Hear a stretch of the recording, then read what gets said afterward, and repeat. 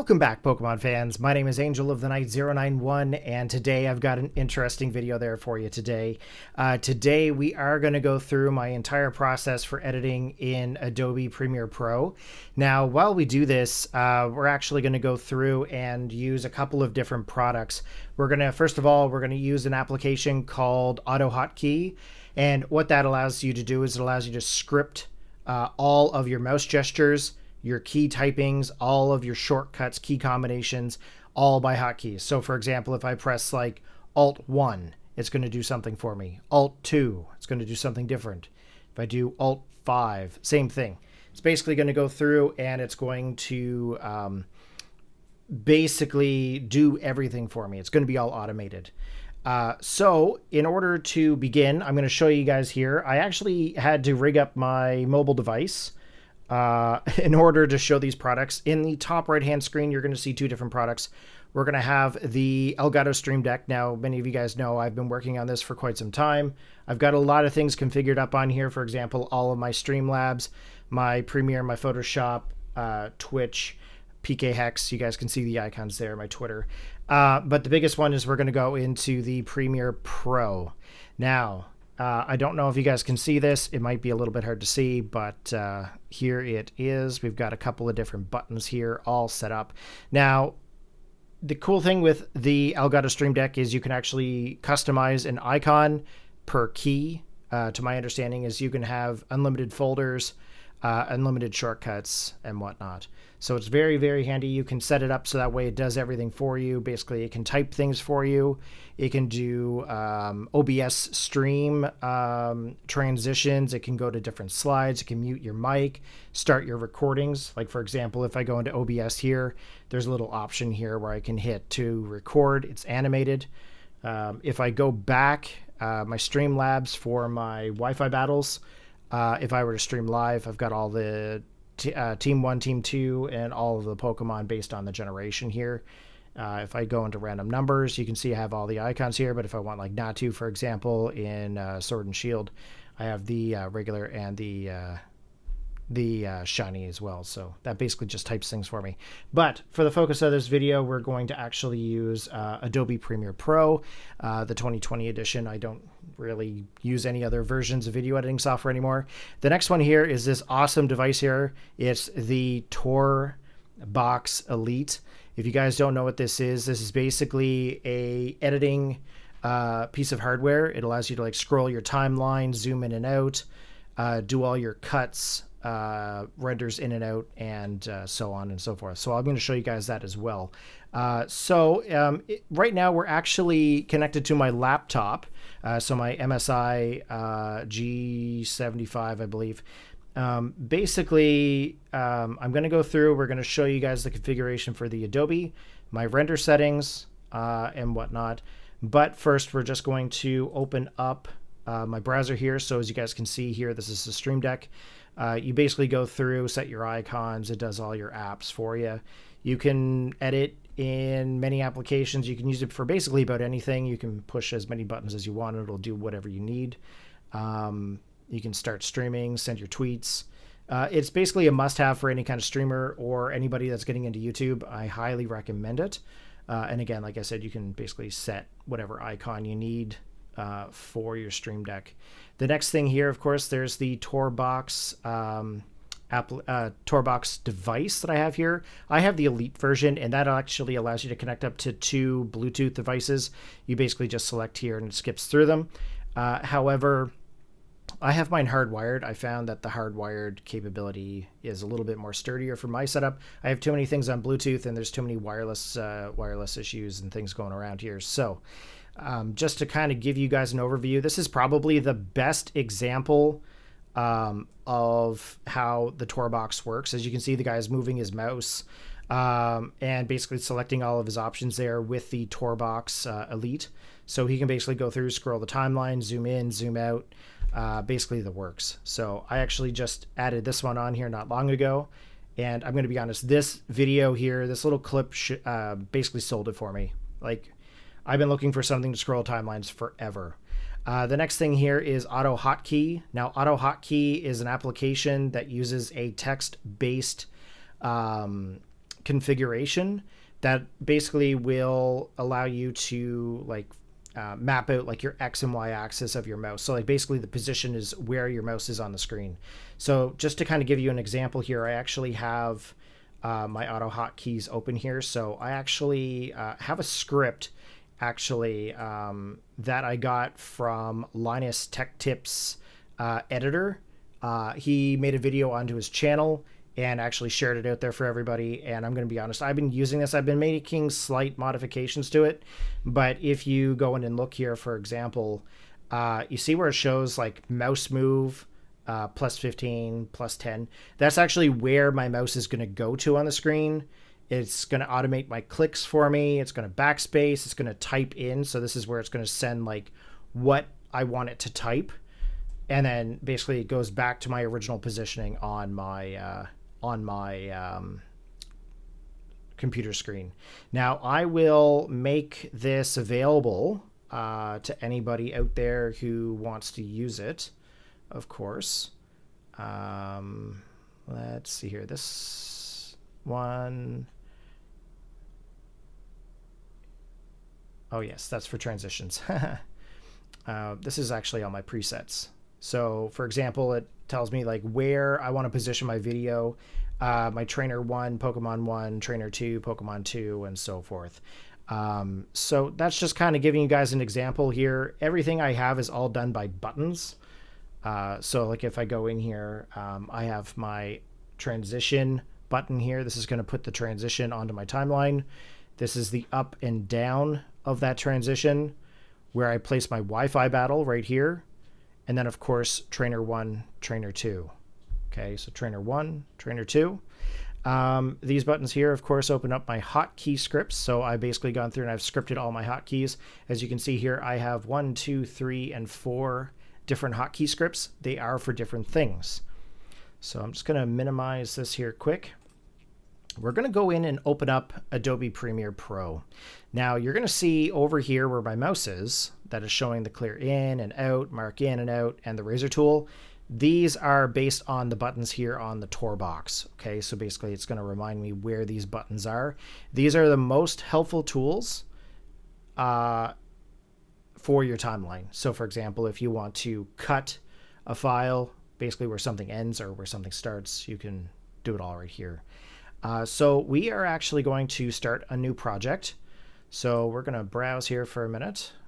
I'm just going to back up here for just a sec. Projects. Okay, we're just going to call this battle recording because honestly, I don't remember the battle that I'm actually going to edit here. So we're just going to do this here. My project name is going to be battle. Okay. So the big thing with this one here, you don't really have to worry too much about these settings here. You just basically load them up and away you go. I have it set up right now so that way it actually uses the screen resolutions and everything to what my first video on my track is. I'm just going to let this update my settings here. We are going to output this to the MK2, which is my 4K 60, well, one of them anyways in my tower. My capture device is from Elgato, so we'll do that. Okay, so first things first, we've got our application here open. We've got our Adobe Premiere Pro. In order for my hotkey scripts to work, I have to make sure that I'm in my specific workspace. Now, with Adobe Premiere Pro, you see all these options here along the top. These are all different workspaces. So I actually use preset script, which is something that I just set up there today while I was reconfiguring. So one thing I have to do with my scripts is I actually have to go in and back out into the preset script in order for my scripts to pick up. Now I'm going to move my face here for, oh, that's the video here. Just one sec. I've got no space on my desk. Okay, so on my Stream Deck, I'm going to go in and open up all of these hotkeys. These are going to launch all 4 of my scripts. So I'm going to press 1, 2, 3, and 4. So just show you here, if we go down to our taskbar, I have 4 AutoHotKey scripts open.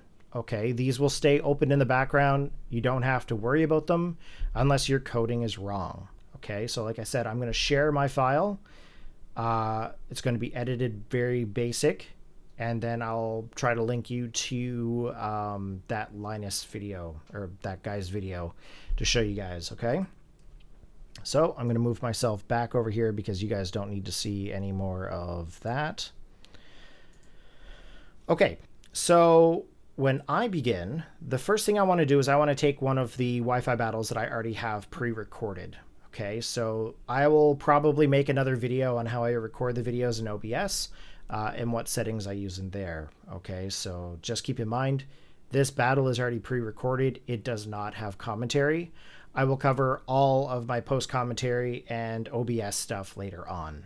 Okay, so I'm going to take this video here. This is a battle that I had last night in Brilliant Diamond Shining Pearl with Violet on the 2022-2021 battle code. Please note, we are using those 2022-2021 for single battles in Sword and Shield as well. Shout out to you there, Just Weavile, and everybody else using that code. So if you guys are looking for Wi-Fi battles, be sure to do 2022-2021.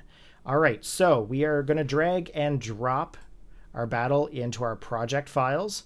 So this is where all of our project files are going to show up. The next thing that I need is I need to have my intro. Okay, so Just Weavile, shout out to you again there, buddy, for making my intro. I really appreciated you doing that back in the day, and I still appreciate it today. So we've got our intro. Okay, so then I need my scoreboard. Okay, so here's my scoreboard link. We're doing Brilliant Diamond and Shining Pearl. And I'm going to go with this tile. I've got a couple of different files here. Please ignore my mess. So I have two different files for my tiles. So I have one which is at 100% quality. And then I have one that's translucent. Okay. So the translucent one is about 70%. Just that way you can see a fade of the Pokemon in behind you. The next thing is my scoreboard. This is saved as a PNG file from Photoshop, as are all of my image files are PNGs. It's a higher resolution, higher quality image. There's no grainy textures put into it, no JPEG qualities. It's all really, really high quality. Plus as well, it gives you a translucent background. So for example, where my battle video would go in my scoreboard, as well as these other tiles, it's all translucent, so they're in behind that image. So everything is basically set on a layer. Okay, so basically I'm going to go through with, I'm going to say basically a lot, I apologize. There's going to be the intro, then there's going to be the video track, then there's going to be 12 Pokemon tiles. So basically that Untitled 1 file is going to be 12 tracks. Then the scoreboard is going to be track number 13. Okay, so we're going to set this up here first. So the first thing that goes onto the timeline, just click and drag your intro anywhere onto your timeline, doesn't matter. It's going to create it into the proper resolution. Now, to tell you the resolution of my intro is actually in the resolution of 3840 by 2160. Now, this is a 4K resolution. Okay, just as a heads up. My stuff is usually all rendered in a 4K resolution. Okay, so we're back into Premiere. We're going to move my video track up by one track. I'm going to zoom in with my Tourbox. This button here, scrolling upwards, allows you to do that.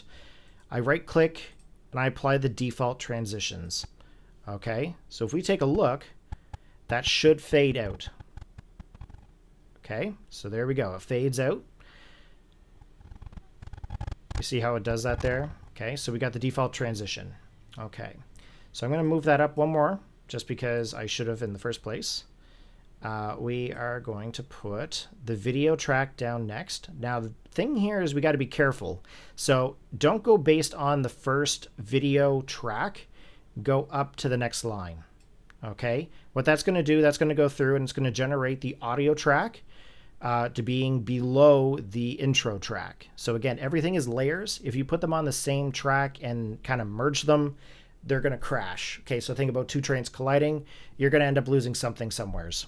Okay, so we're going to move this right up next to our intro. Okay, now you're going to see here, this is actually quite small. My recording is in 1920 by 1080 when I use OBS. In order to make this full screen, if I go up here to this corner here, as long as you're selected on your video track, this is where you can control all of your effects. Okay, so if I typed 200, that goes full screen, right? Because it's going to go to the full resolution of this here. It's basically double the resolution. We're just going to stay at 100 here for now. What we're going to do is we're actually going to go over here to the Elgato Stream Deck. My button here, I know you guys can't see it very well, but I have like a little Wi-Fi icon here, little battle logo from like the gyms and whatnot. So we're actually going to press this button here. Now, before we do, we have to make sure we're on effects. Okay, so we click here, click there, and it does everything for me. Just clicks and moves. So my mouse did that all for me. I did not have my hand on the mouse. And then, of course, here is my mouse. You guys probably seen the It's Alive video. Okay, it's a trackball. I know people hate trackballs, but you know what? Get over it. We're going to move across the timeline here now. So on the Tourbox, this is what we're going to use. You're going to hear some really sped up audio. So I'm going to mute for just a minute. Okay, we're going to go over to here. We're going to go back through the timeline. Okay, this is where we're meeting up with our player. Keep going. This is where we kind of played games a little bit. Okay, we're going to select our team.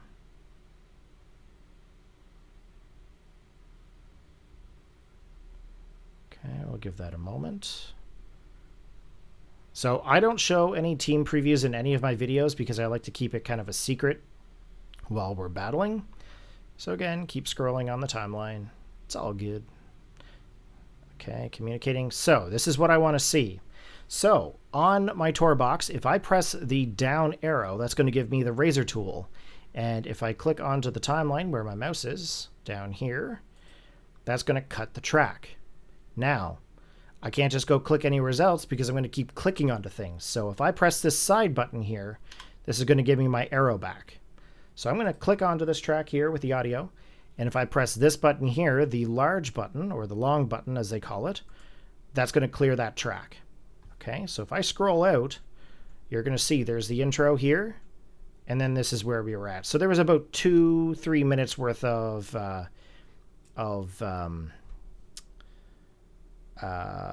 video there that we didn't need for the battle. Okay, so I'm going to put my audio back up, so that should be recording there in the video that you're watching.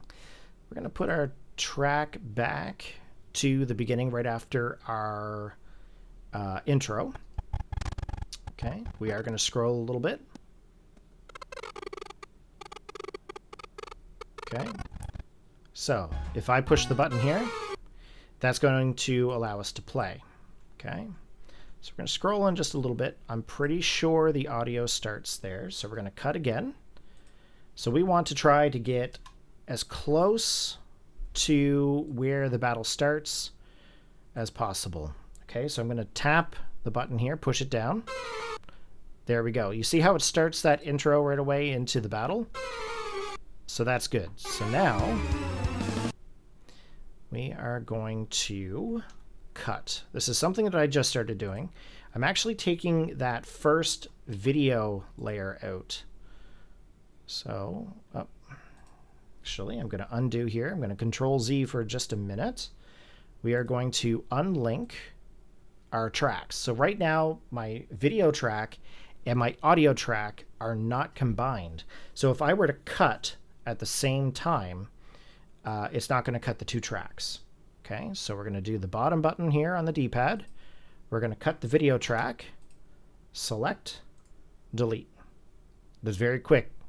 So now we're going to select. So if I hold Shift and click each track, I can now link my tracks back together.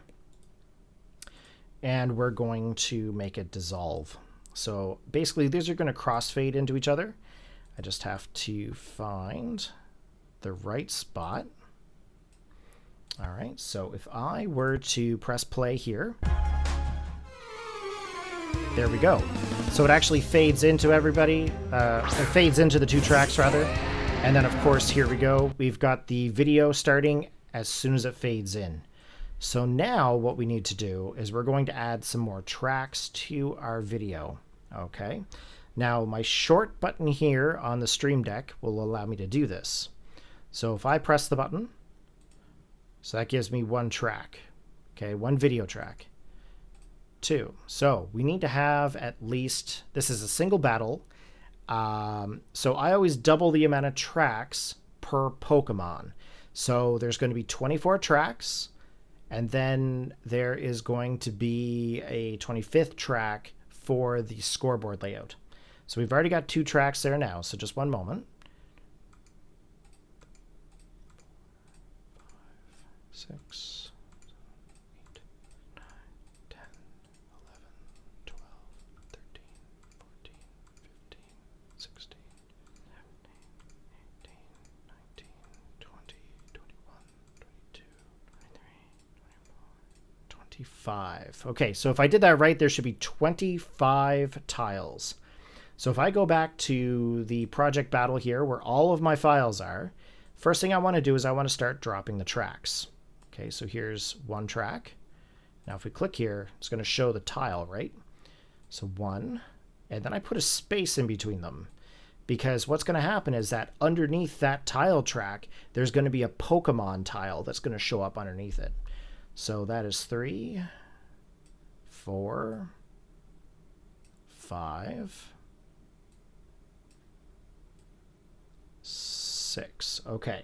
So actually I need 1 more track, and the reason being is that I always put a space between team number 1 and team number 2. So because team number 1 Pokemon 6 is going to have a Pokemon under it, I need to have an empty spot right here. Okay, so that's 1, 2, 3, 4, 5, 6, and then we need our layout. Okay, I guess I didn't need the extra, but that's all right. All right, so we've got our battle, we've got our tiles. Okay, but now we need to move our Pokemon tiles into the scoreboard. And this is where the Stream Deck is going to come into handy. Come into play, or come in handy. All right, so on the Stream Deck, I've got trainer number 1 right here. I don't mean to be flipping you off, I apologize. Team number 1, team number 2.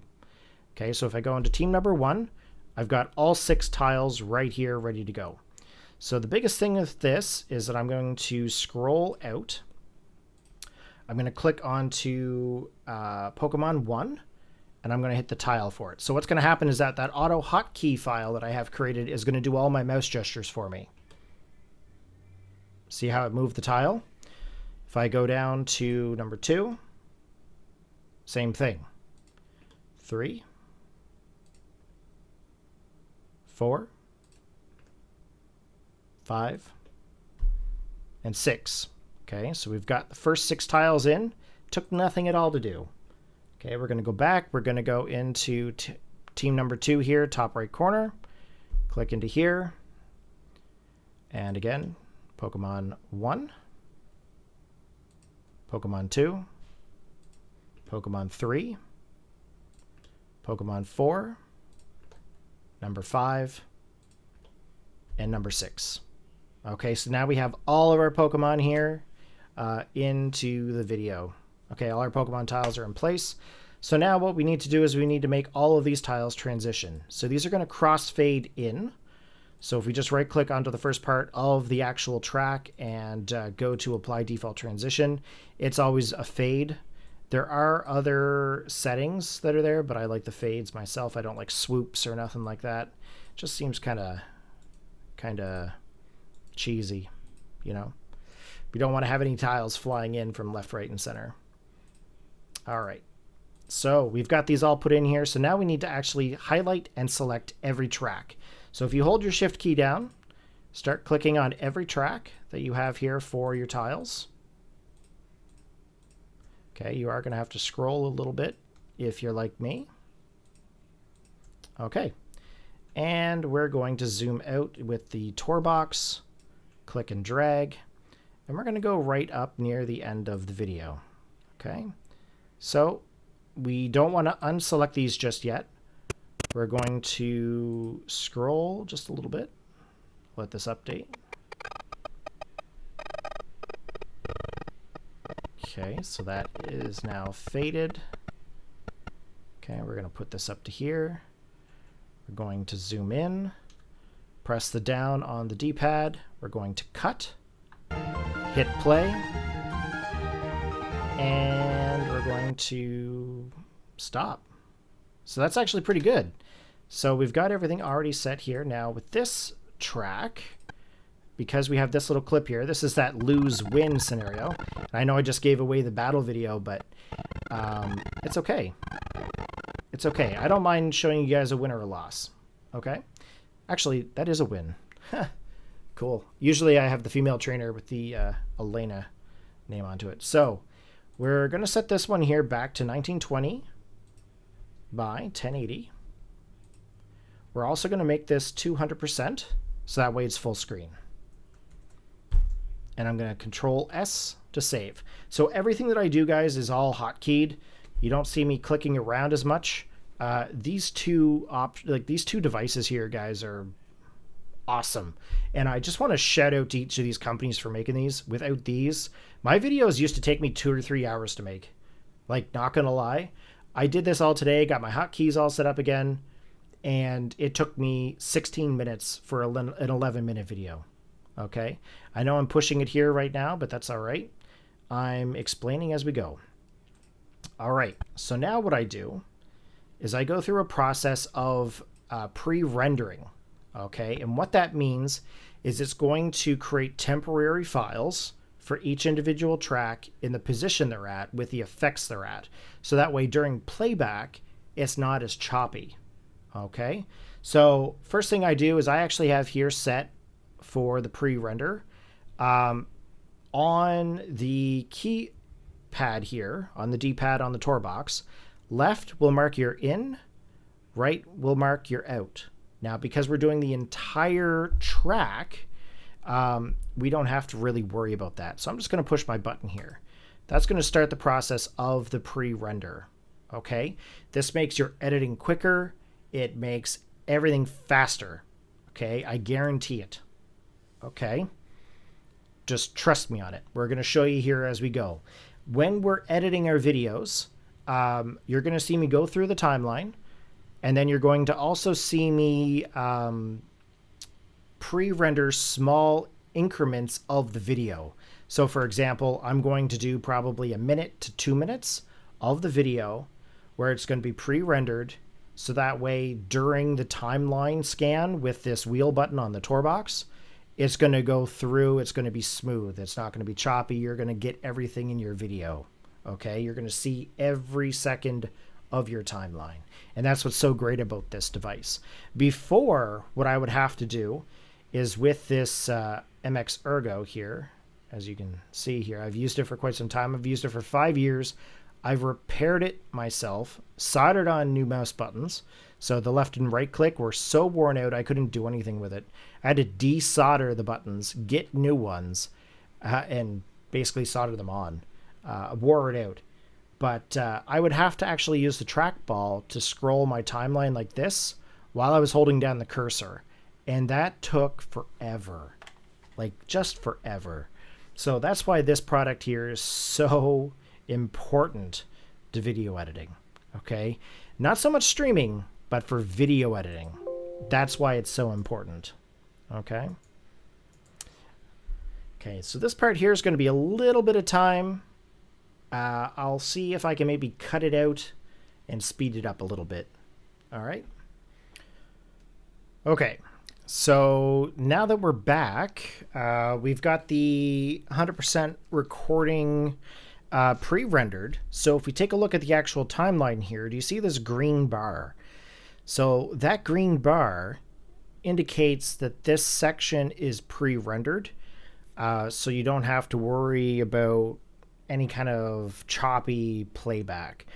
If you see it in yellow, however, that means that there was edits done. And because it's different than the original render, it might play back a little choppy. So you're going to see us do a few different things here. So we're going to click onto the first part of the timeline. And because the audio is going to kind of go glitchy as we edit, because I'm going to scroll the timeline, it basically plays at like supersonic speeds. So it's going to sound like as if like the chipmunks were, you know, basically singing. So we're going to start scrolling our timeline here. We're going to go to the first part where our fade in happens. As you can see here, it's going to fade in. And then our opponent is going to send in a Pokemon. So before we get there, this is a pretty cool shot. You can see Dawn, or, you know, Violet, sending a Demon Slayer. If you want to take this as your screenshot for your thumbnails and your videos, just hit the little camera option here to export the frame. You can actually save that file right to the desktop. Okay, just as an FYI, I'm going to put that into this here, not for the purpose of me using it as a thumbnail, but just to show you kind of how that works. So if we double click that, there's the picture, and it's a PNG file. Okay, so that's pretty neat. You can crop it and everything there if you don't have Photoshop, but I would assume if you're editing videos, you probably have Photoshop. So we'll close out of that. We're going to go back to our Premiere. Okay, so our opponent is sending a Demon Slayer, so sending a Violet. So we're going to scroll and get the exact frame when it hits the ground. So that's what we want. We want to zoom in on the timeline. So I just click onto the time code here, time bar, zoom in. Okay, so this is Pokemon number 1 of team number 2. Okay, so you see how I did that? I just clicked the bottom button of the D-pad, and then I left clicked with my mouse. So that way I can select the cut and the track, and then I'm going to clear it by pressing the long button. Okay, now before we go any further, we need to make some transitions. So as long as my mouse is positioned here, if I go back on the Elgato Stream Deck and hit the transition button, okay, so I'm going to click here. That's going to put a transition for push. Okay, so if we click here now, we're going to want that button to go up, or that tile to go up. So if I click on to where it says push here, I know you can't see it, but if I were to scroll in, for example, it says push. So I hit this button here, this goes up, this one goes down. Okay, so that's going to put the transition to go 2.30 for the time duration. And then, of course, it's clicked down here, which allows us to go from south to north, indicating that that tile is going to scroll up. Okay, so I'm going to show you here. If I go slowly on the time code, you see how that tile starts to go up? Okay, there we go. Perfect. All right, so we're going to scroll back out here. Oop, there we go. We are going to go and find where we send out our Pokemon. Okay, so it looks like I'm going to lead off here with Uxie, or Uxie, or however you want to say it. So we've got, that's a pretty cool shot right there. So again, down on the D-pad, left click on the time line for your track. Then you would press this button to get your arrow back onto your mouse. Okay, so you see here, down gives you the cut. This one gives you back your arrow. Left click, hit the long button. Gone. Track deleted. All right, so we are going to set the transition back. So go back to the Elgato Stream Deck. Push the button for the push. And then push the button to indicate that it's going to transition up from south to north. And then it's going to be set for 2.30. Okay? So now if we go back to our folder, so the two Pokemon here that we needed, there was Mamoswine and Uxie. Now I went through and I made Pokemon tiles for each individual Pokemon from BDSP as well as Sword and Shield. I do not have the national decks done, but there's really not many missing between the two. So I don't have any shiny Pokemon, neither do they. We're going to go into my standard folder. We're going to go to Gen 4, Okay, we're going to find Hotkey. We're going to drag it into our project folder. And then our Mamoswine. Now, I have two different tiles for Mamoswine, one male, one female, because the tusks are different. So I'm going to scroll ahead just a little bit. That is a male Mamoswine. Okay, so I'm going to go back to the folder. We're going to find Mamoswine. There's the male. Here we go. Right into the time code. Okay, or not time code, sorry, into our project folder. Okay, so now we need to move this Pokemon down onto the track.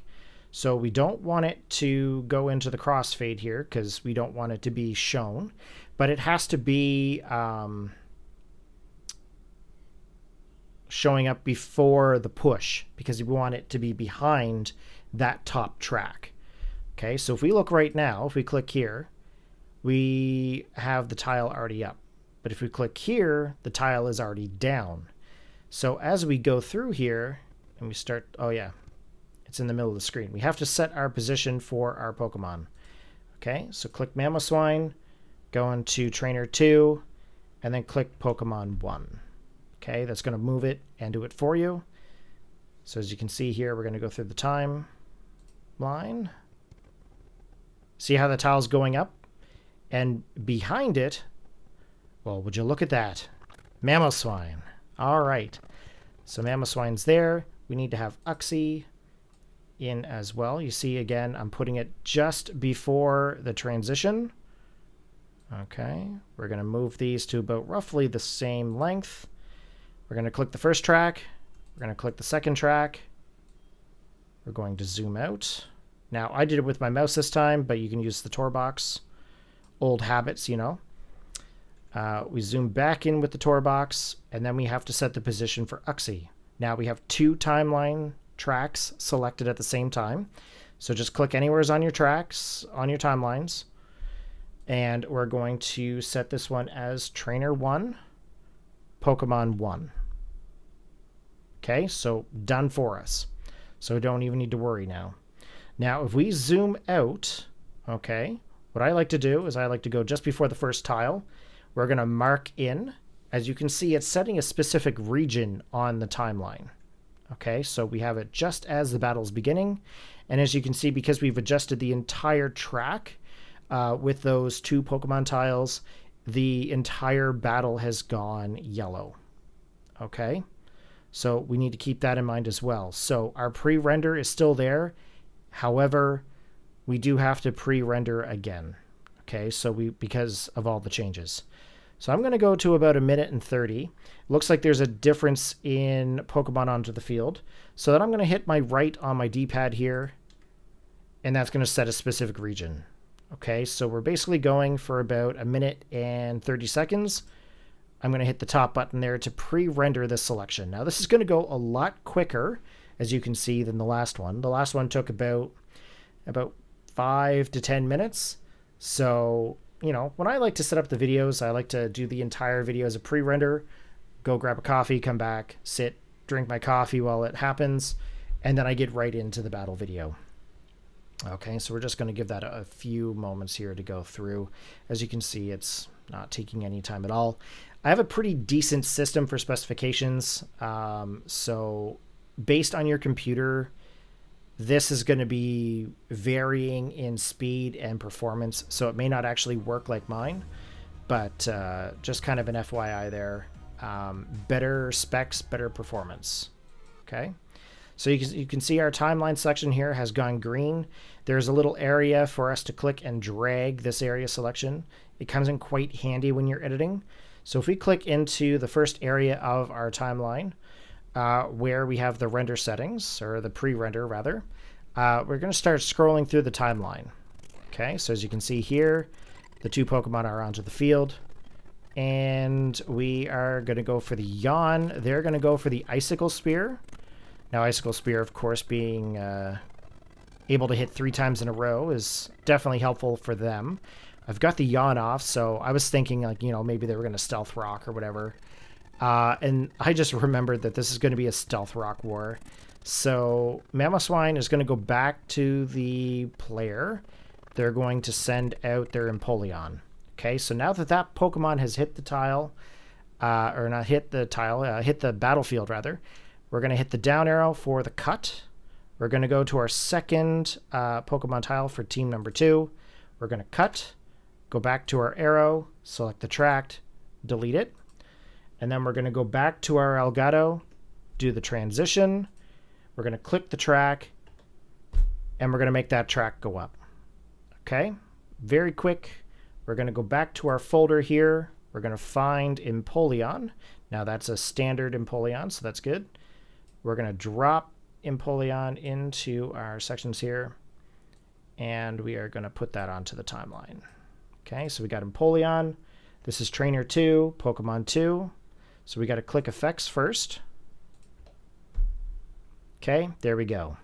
So I'm going to be honest with you, I'm very confident in these hotkeys. So I usually don't have to go back and check. Okay, but just in case, if you want to check to see how your tile goes, there you go. You can see it's transitioning up, which is exactly what we want. All right, so now I'm going to move the timeline for the pre-render. Just before Empoleon comes in, I'm going to hit the pre-render button on my Tourbox. Okay, that's going to pre-render the same area again. Again, it's not going to take any time at all to do this, which is awesome.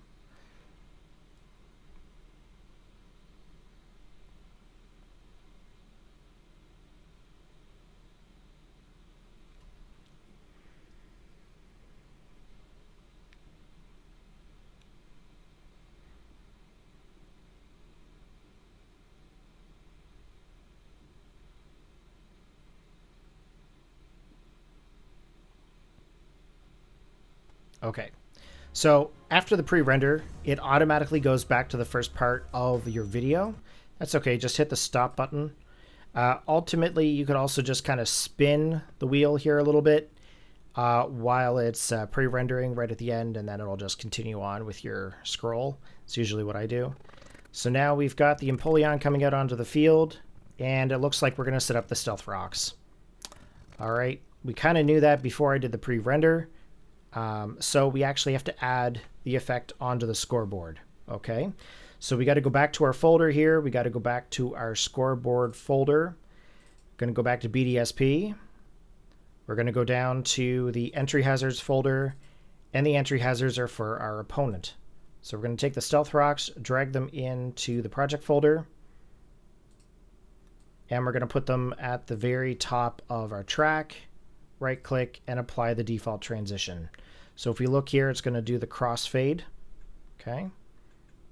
I don't know if you guys can see that or not, but we're going to do that. We're going to stretch the Stealth Rocks to the very end. I don't know if they got rid of them or whatnot. I can't remember, but I do believe there was a stall to a point. We're also going to move Empoleon also to the very end of the battle.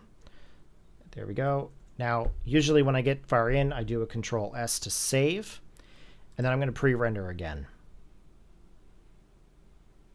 Okay, I know it seems like a little bit much for the pre-renders, but trust me, it makes the editing very fast, very smooth. There's nothing worse than editing a video that's extremely choppy. Okay, so as you add more to your timeline, okay, the longer the pre-render may take. Luckily, these are just images. If you had multiple video files or GIFs that transition or move, they do take a lot more time to pre-process. Because what happens is that each GIF file and things actually have different frames, right? Okay, so we're going to zoom in on the Tourbox. We're going to start our scrolling again. And as you can see, when the Stealth Rocks hit down on the ground in Empoleon, you can see it's starting to fade in on the opponent's tile. Okay, there it is. There's the yawn. He just did defog, I believe. And he just took away the Stealth Rocks again. So I'm going to cut. Go back here. I'm actually going to make those move a little bit. I'm pretty sure Stealth Rocks comes into play a little bit, but we'll delete that. I used the keyboard there, guys, sorry. So we're going to keep scrolling. I think I did Stealth Rocks once again. He swaps out, goes back into his Demon Slayer. There's the rocks again. Okay, so the rocks can come back to the timeline. Apply the defaults. And we're going to make these go further on. Okay, now we don't really have to worry too much about the Stealth Rock tile. It doesn't really affect the smoothness of the transition that much. So he also sets up his Stealth Rocks. So we need to add another track because we need to put our entry hazards onto our scoreboard. Okay, so we're going to go to entry hazards, my entry hazards, boom. I know you guys can't see this because of the text boxes that are showing up there. Don't worry about those. They will be up there probably the entire time you're editing, just because that's showing you where you're clicking on your screen, right? So just as a heads up. Okay, so they have Stealth Rocks up. I have Stealth Rocks up. That's good. Now you're going to see, because we've zoomed out on our timeline, that the top track is a little bit bigger. You can just fix that by zooming in back out again. Okay. There we go. Going to pre-render again. We've added 2 tracks there that we have to pre-render, so we're going to hit that button again.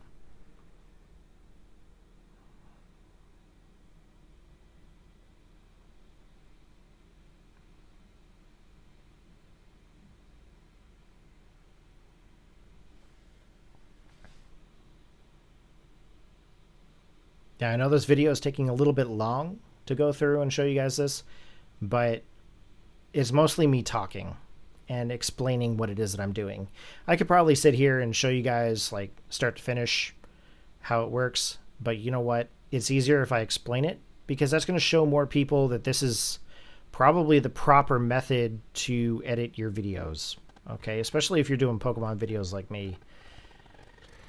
Okay, so we both have Stealth Rocks. Here we go. There's the attack. We can actually speed up the process here. We're just going to keep attacking until the point where someone faints. There's the Psychic.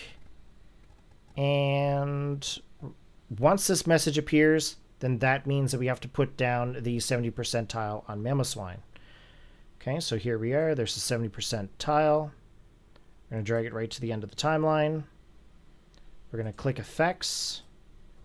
This is Trainer 2 Pokemon 1. So there we go. We got it adjusted. We have to hit the transition button for the push. And then if we scroll in, click the push option here, you can see in the top left corner the effect controls have come up. We now need to push the down button. Okay, so if we start scrolling, that tile should come down over top of Mamoswine right now. There we go. Okay, and because we did that, we can now adjust this. We're going to keep going. You can see it's back to Empoleon. Okay, we got the yawn again. There's the defog. So I can actually stop their Stealth Rocks. So I'm going to cut again.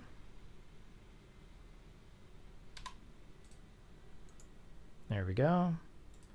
We're going to hit the transition for the fade. We're going to go back.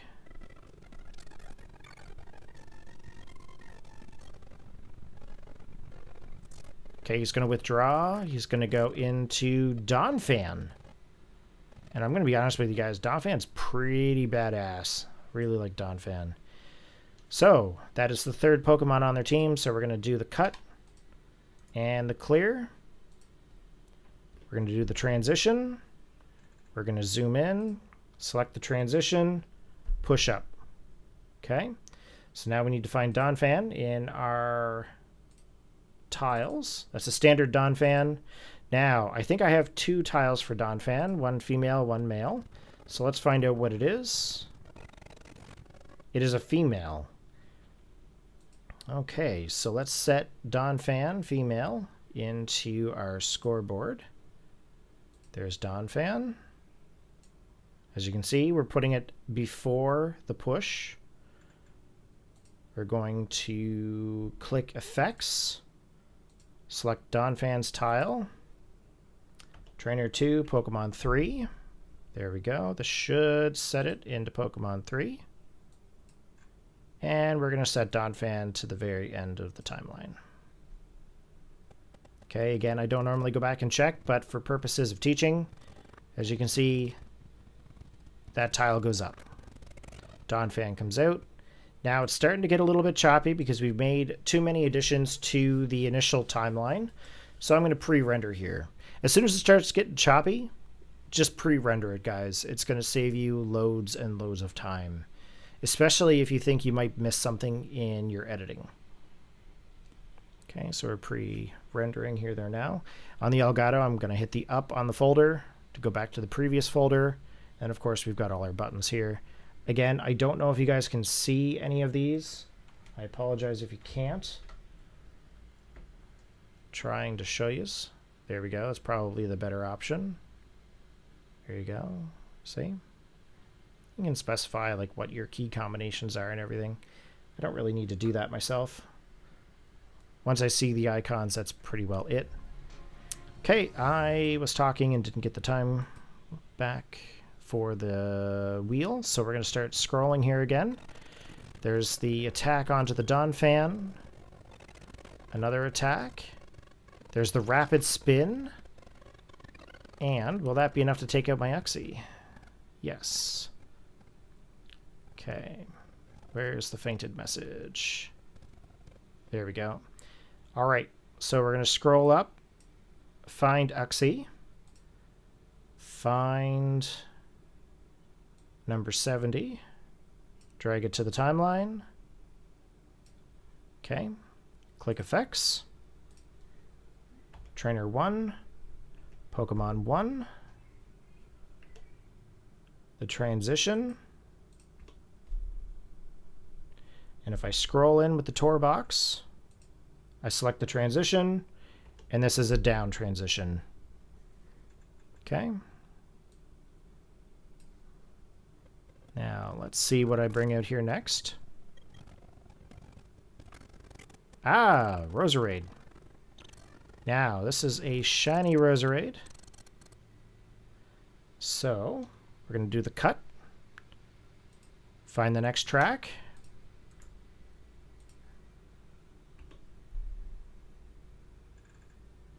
Going to do the transition for up. Scroll out. We're going to find Uxie in our shiny folder. Not Uxie, sorry. Roserade. There's Roserade. Into our project battle files.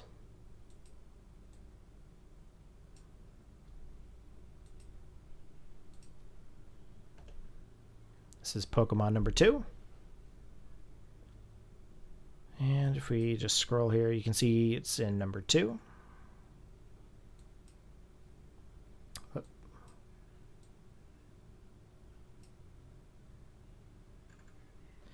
All right, so now that Roserade's onto the field, just to show you here, the transition should be the up transition.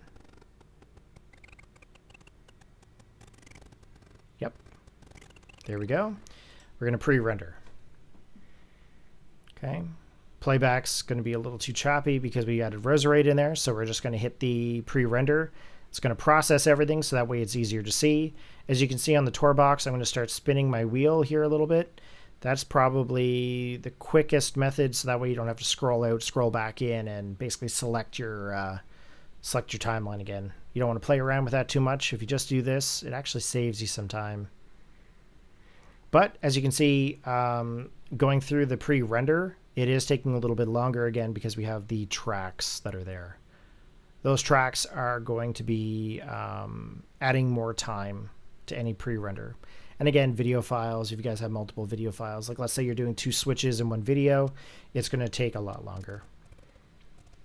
Okay, Oxy's down. Roserade's onto the field. Shiny Roserade. Okay, there's the Ice Shard. I did not think about the Ice Shard, that's for sure. And we fainted the Donphan. Okay, so there's Donphan. I'm going to scroll over here just a little bit because you guys are getting a little too close to my face. Scroll down. There's tile 70. Put it above the track for Donphan. We're going to scroll out, take it all the way to the end of the video, scroll back in, click effects, click the track, go back. This is Pokemon number 3 on Trainer 2. There we go. The tile's down. Move up a folder, transition, click the transition, down. Okay. Zoom out. We're going to scroll. Let's find out what the next Pokemon he's going to bring in, and then we might actually pre-render again. Okay, again, everything's pre-rendered, guys. Pre-render is the key. Now, when this is all said and done, before I actually process this for rendering the actual final upload, I'll show you guys my preferences for Adobe Premiere. I highly recommend you go through and mimic them. I do have a document, a PDF that I basically made of a website that I can share. I will put that link in the description as well, but it will set you up with using Premiere Pro with optimal settings. So basically like turning off autosaves and all this stuff. Autosave is a pain in the butt, okay? As some people say, PETA, pain in the ass. Don't use autosave. It'll mess up a lot of times rather than, you know, help you. Okay, so we've got Roserade here versus our Empoleon. That would have been a really cool one if I could get the whole thing. Okay, there's Empoleon. It's getting hit, so I think I might use that one as my thumbnail. So I'm just going to take a picture of that. So we're going to scroll here a little bit. And Stealth Rocks are back up. Oh, you know what? I should have taken Stealth Rocks off when the other one did. Okay, it happens. That's for sure. All right. So Stealth Rocks are back. You see how I just did that little edit there? I just did a quick cut and slide of the transition. Okay, there's it again. We lower the special defense.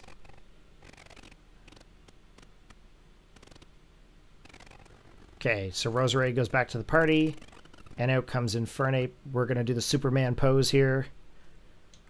We're going to cut another track. Click, clear. We're going to transition this. No, wrong button. Transition, zoom in. This is going to be an up. And then we want to find Shiny Infernape. Okay, there's Shiny Infernape. I'm going to go here. Going to click effects. Trainer 1. Pokemon 3. Scroll it. Zoom out.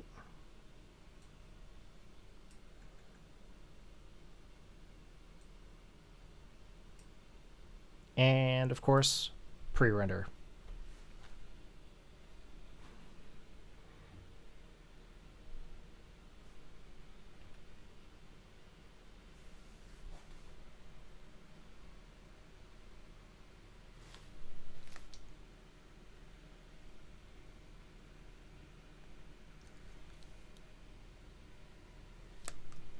Sorry, I was trying to hear what that sound was.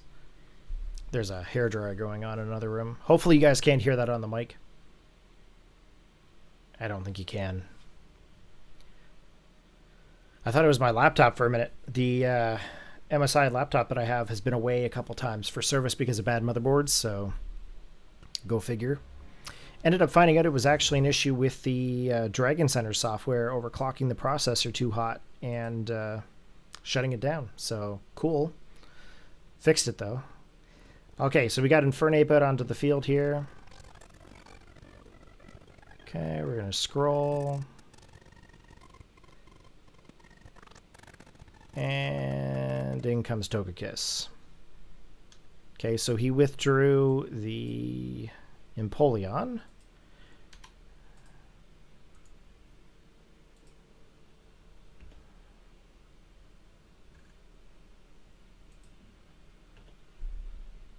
All right, there we go. We got our transition in. Now we just have to find Togekiss. Now I'm pretty sure that's just a regular Togekiss, because I think it's red on the ear. Yeah, if it's shiny. Okay, Gen 4. Togekiss. Here we go. Here's Togekiss. Boom. Onto the timeline. Back to effects. This is Trainer 2, Pokemon number 4. There we go. And if we scroll it down the timeline, it's in the right spot.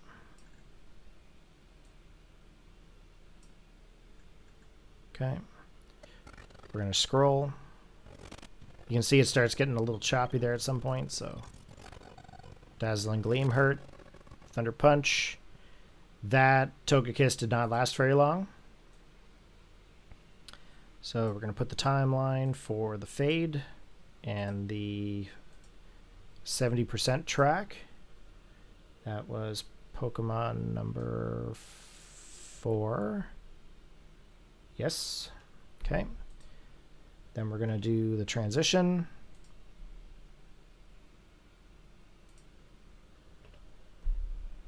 There we go. Okay, so that transition should go down. There it is.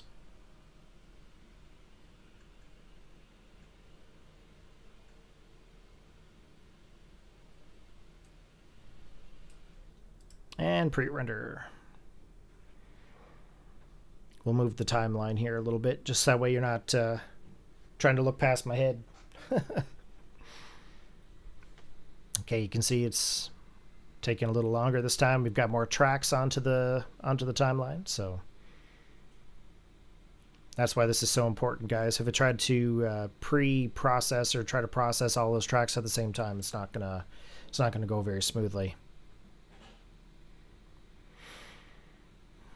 Okay, I'm going to just start scrolling on my Tourbox wheel.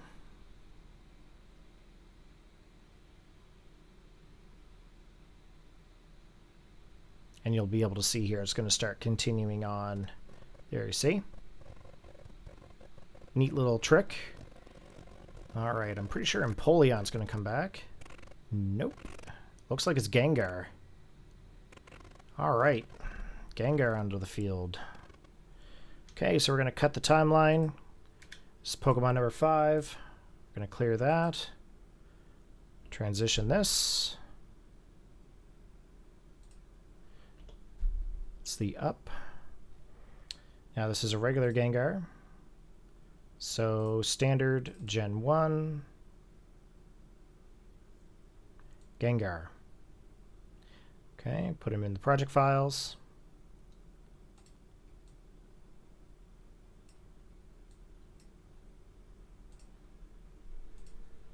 Trainer 2, Pokemon 5.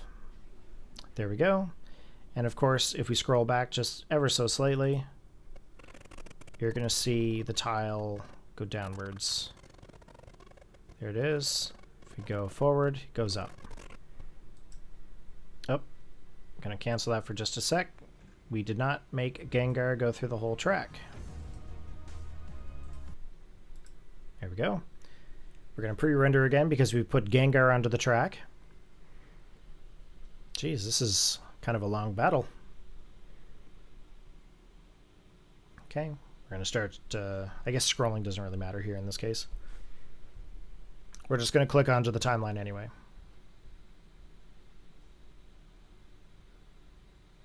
So if you guys are wondering what this knob does here, this just makes the audio track bigger and smaller. Ooh. Something move there.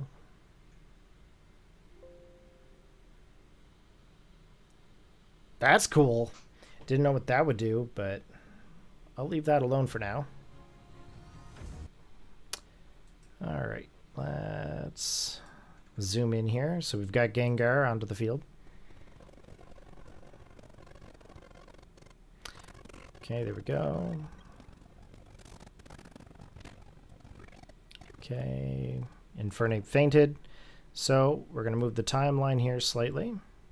Oh, I just realized we did not move this tile here at all.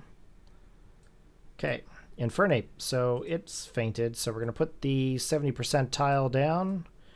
We're going to stretch it to the very end. Click Effects. Click here. That is Pokemon in Team Trainer 1. And we're going into the third button here. That's the third Pokemon. As you can see, it puts the tile down. Zoom in. We are going to put the transition for push. Just a sec here. Push. And I did not want it to go up. I want it to go down. So because I made the mistake, I'm going to scroll here, make sure it actually goes down. There we go. All right, and we're going to keep scrolling. Looks like Electivire comes in next, so we're going to go to cut the next track. So that is Pokemon number 4. Sometimes I want to go to my keyboard, but you know what? That's just me. We're going to go push. This tile is going to go up. And now that is a shiny Electivire. So we need to find the tile for shiny Electivire here. Number 4. Electivire.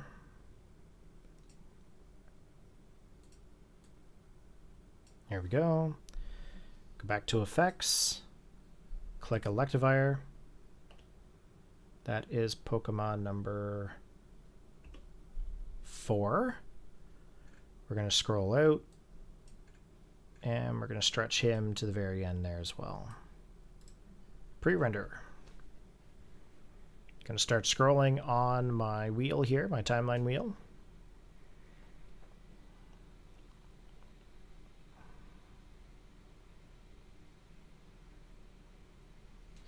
Now, one thing about this device is that it actually provides feedback, so it also rumbles based on like how fast you're scrolling or how slow you're scrolling. It works with the up and down wheel here, the timeline wheel, and then the track wheel for zooming in and out. So those are the only 3 buttons that have feedback, but you know what? It works very, very well. It's great when you want to get the exact precision. I do say, though, that I've turned off this one for the feedback just because I find it scrolls a lot easier. Okay, so there's Gengar. Goes back to Empoleon. And Empoleon dies. So we got to find Empoleon on our timeline. Put this track down, the 70%. Go back to Effects. This was Trainer 2, Pokemon 2.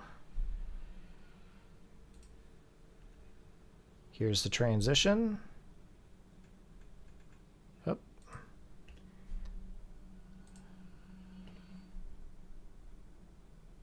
Okay, scroll out.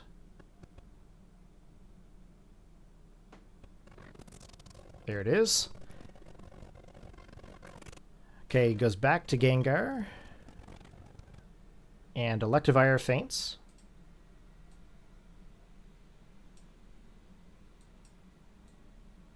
All right. Okay, what's going to come in next here? Back to Gengar. Okay. Oh yes, Electivire faints.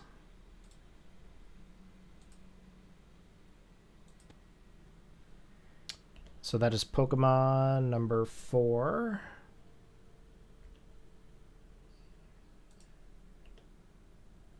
The transition, and the down.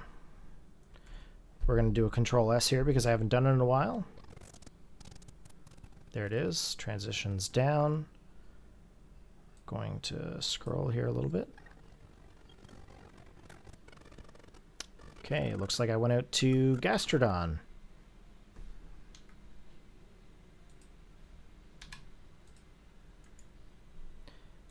Now this one is going to transition. It's going to go up. Okay, we're going to find Gastrodon.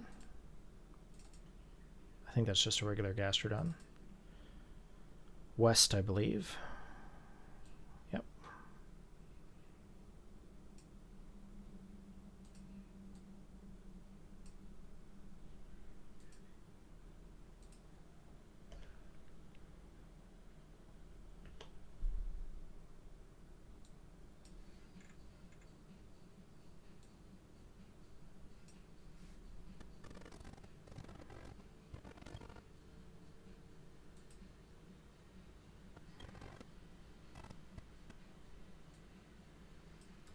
Okay, we're going to pre-render there again.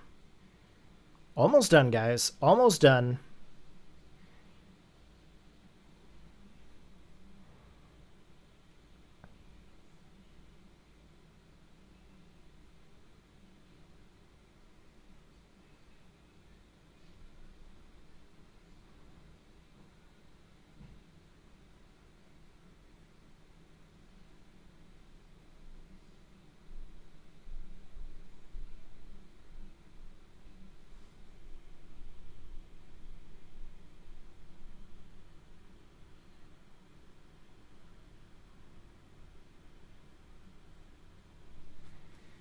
Just trying to see about the audio here.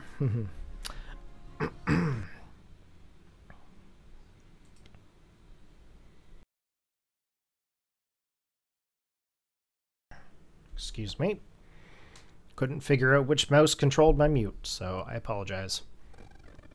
Okay, we've got Gastrodon to the field.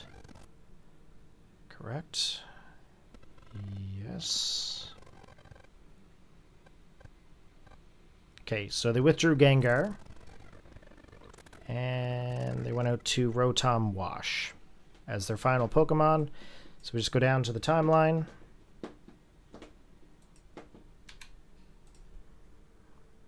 Our final Pokemon on the timeline. Delete that. We're going to transition it.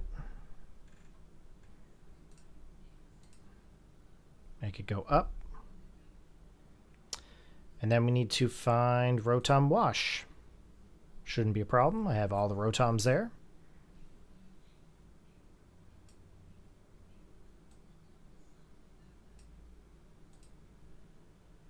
Okay, so we've got Rotom here. Okay, we're going back to team number 2. This is going to be Pokemon number 6. Okay, there we go. Scrolling out. Very close to being done.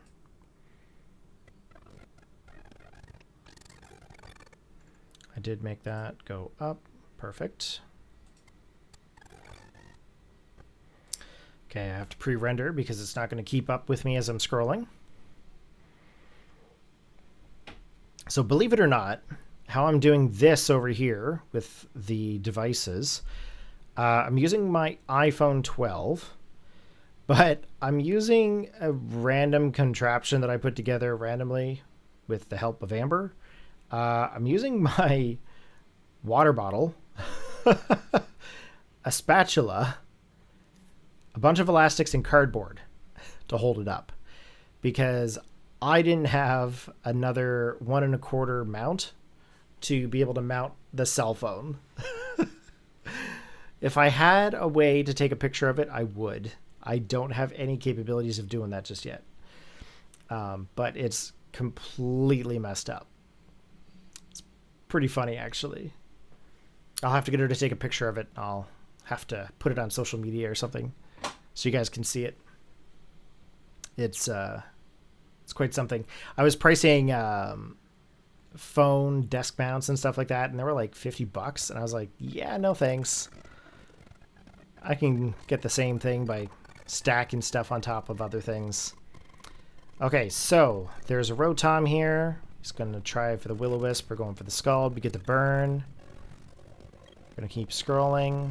We both got the burn. Pretty sure both of us still have rocks up, but... Okay, so we withdrew Rotom. It's gone back into Gengar. I think this is where he gets the Giga Drain. Yeah, or the Energy Ball. What was it? Giga Drain or Energy Ball? Looks like Energy Ball.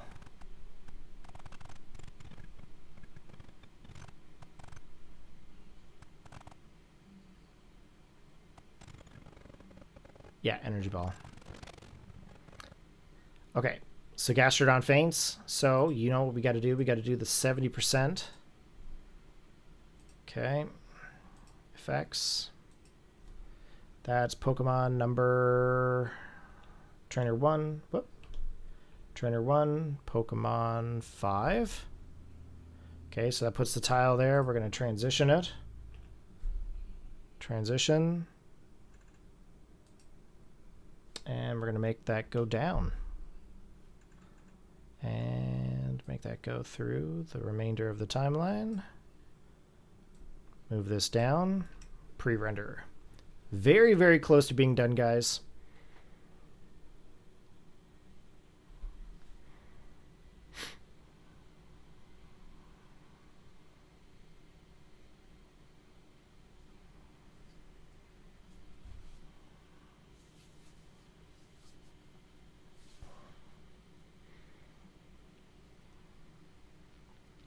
Now, there is a few things that I do to these videos after I render the main project file. I actually go through and I take the outputted file, throw it into OBS, and then I actually pre-record my face cam and my commentary. So I'll have to figure out a way to show you guys that at some point. But for the purpose of this video, it's just for the Premiere portion of the edit. Okay. Just to give you guys the heads up, I don't do any kind of post commentary while I'm in Adobe. I actually utilize open broadcast software. Okay, so my final Pokemon is Garchomp, so we're going to do that. We're going to add Garchomp to the timeline. Make that tile go up, and that's what I'm saying. As you can see, Garchomp's going to go onto this track here. The next track is going to be just an empty space separating the two. Okay, so back we go. I don't think that was a shiny Garchomp. I think that was a regular Garchomp.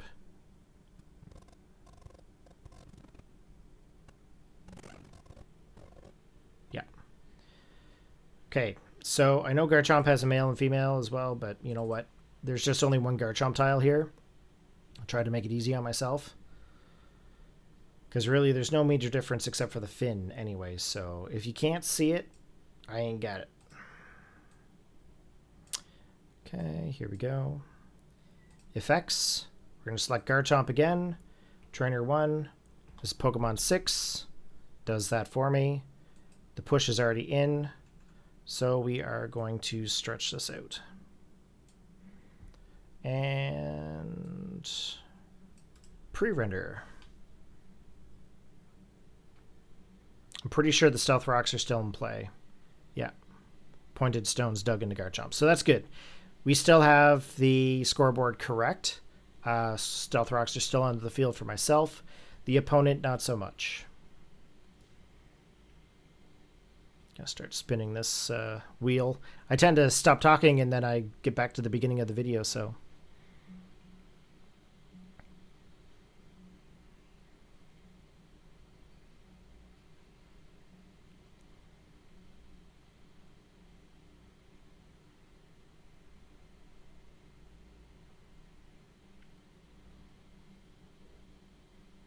There we go. All right, Garchomp going into the battle. Okay, you withdrew Gengar, went out to the Rotom Wash.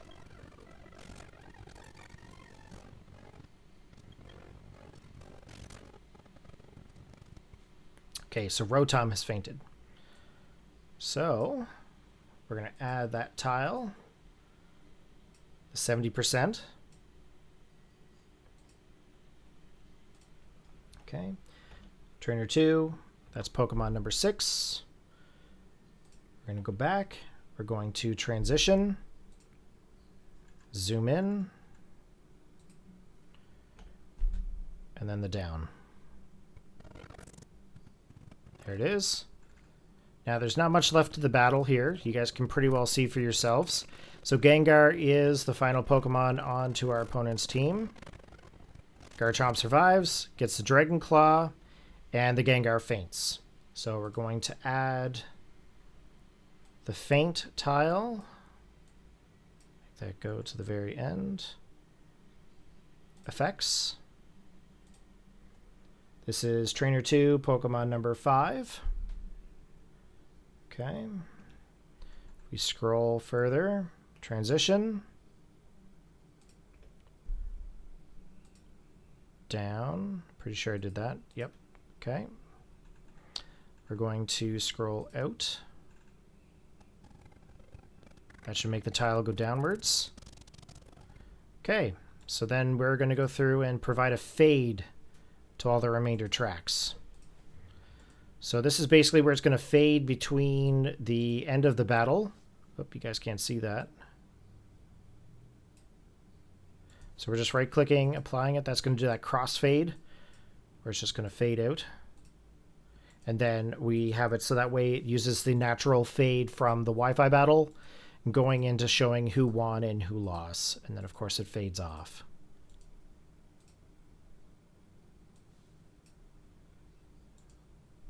Apply. A lot of clicking. You'd think I'd have this automated by now, but I don't.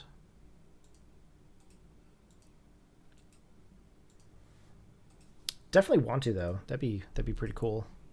Automate all these little clicks for this. It'd be very time consuming because the position on the screen is not the same every time, right? So, okay, so if we just hit play, as you can see, they fade out, and it fades into the battle, and then it fades off. Okay, so if we scroll out, we still have a selection here, so we need to clear that. So on the top part of my D-pad, that actually clears that transition. Control S to save. And before we do anything further here, I'm going to go in and show you guys the settings for the Adobe Premiere. So if you go into Edit and Preferences, okay, so under the General tab, just take note of what I've got set versus what you have set. And again, I will put a document in the description where you can download the PDF and make sure that your settings are set up the same way as mine. Now, my MSI has 64 gigs of RAM. It has a Gen 11 i7, clocked at 3.6 gigahertz, goes up to 4.2 overclock. And it has a 3060 graphics card into it, okay? Make sure you look at the Adobe Premiere Pro system requirements. I think they cut off at the 960 range for NVIDIA. When it comes to Radeon, I'm not too sure on. I haven't used Radeon in forever. Appearance, you don't need to worry about. Audio, don't worry too much about. Audio hardware, this is just my personal presets on what I'm using right now. So like my mic is input for my built-in mic. And of course, I'm outputting my audio right now through my Elgato 4K60s MK2s. Autosave, turn this off. Again, it's a PETA. Capture, don't worry about. Collaboration, don't worry about. Control, don't worry about. Device control, don't worry about. Graphics, don't worry about. Labels, no. Media. Make sure you uncheckmark enable hardware acceleration encoding and decoding. Okay, keep that off. Make sure these are turned off. Okay, you do not want those. This is what you're going to want to have set in this category right here.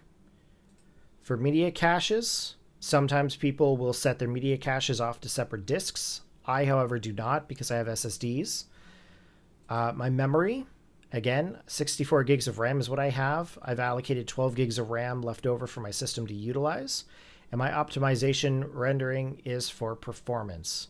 So set it to whichever you prefer here for your memory resources. You guys know your system better than anybody and how much RAM you would need, so adjust accordingly. For playback, enable Mercury transmit. You want to have this turned off. Okay. Sync settings. Don't worry too much there. There's nothing there you got to worry about. Make sure this is the same for you. I'll leave it up here for just a moment. You can pause the video if you need. And then trim, don't worry about anything from here. Okay. Now, what I need to do is I need to export my video. So I actually use Adobe Media Encoder when I go to my export. So I go Export, Media. Okay, my format for this video is H.264. In my dropdown, I have a preset for YouTube 2160. Okay, 4K Ultra. This is the information here you're going to need for it if you need it. Okay, I'm just going to scroll down here somewhat quickly for you to see. I don't think there's much really to show you here, to be honest. Okay, video is the most important. I'm doing a resolution of 2720. Yeah, 2720. I don't have my glasses on. 1530. Square pixels. High, level 5.1. VBR1 pass. And I set the target bitrate and maximum bitrate to 40. Audio, AAC, 48,000 hertz. Stereo, audio quality is to high. The bitrate is 320. Okay, multiplexer is set for MP4 standard. There's no captions, nothing about publish. Okay, so once I have this all set here, I go to set my title. Now this was a battle versus, who was it? Violet. I think this is Battle 2. BDSP Violet Battle 2. I'm going to save it in my rendered Wi-Fi battles folder. I'm going to hit Q. Now, this is going to open up Adobe Media Encoder. Okay, we'll give that a second there to load up. As you can see, it is loading. Okay. I'm going to hide my phone screen for a moment. As you can see here, it's loaded up with H.264, YouTube 2160 4K Ultra, which is my preset. And then, of course, there's the video file. So then, when I hit Start Queue, these are the screens that you guys would normally see. Okay, I'm just going to close out of my AutoHotkeys here so you guys can actually see that screen. And if you take a look and see how fast it's actually rendering or processing the video, it will not take very long to actually process. As you can see, the time remaining is about roughly 5 minutes. I will not wait through there and show you guys the render screen here. Essentially, it's going to put out an MP4 file called BDSP Violet Battle 2. Okay, so in this video here, we showed you guys the Tourbox, we showed you guys the Elgato Stream Deck, we showed you Adobe Premiere Pro and how I edit my videos, showed you the MX Ergo mouse that I'm using, and AutoHotKey. Okay, in other tutorial videos, if you guys really need to see how I record the battle videos with the Elgatos and OBS, let me know. Post your comments in the description below. That way I know what to focus on next and how to do that. If I did do that, it would be basically doing Wi-Fi battle, recording it without any kind of commentary, and then showing you guys how I capture my post commentary with multiple audio tracks. So if that sounds interesting to you, post your comments, let me know. Okay. If you guys are looking for links to those two devices, the Stream Deck, the Tourbox, or if you're looking for the AutoHotKey software, I will link it in the description. And let me know, guys, how was this video? This is a very different video for me. I haven't done one of these in a very long time. I know it's a little lengthy, but you know what? I think it's very well worth it, just so you guys can see how much time and effort it takes for me to actually go through and edit these battles. So if you enjoyed it, press a like. Remember to sub to the channel, guys, so you guys can always get the most latest uploads. As it is right now, I'm uploading battles every second to third day, and they're a combination between BDSP competitive, Sword and Shield competitive, and then Sword and Shield tournament battles that I've had for quite some time. So take care. Hope you guys had a fantastic day, and peace out.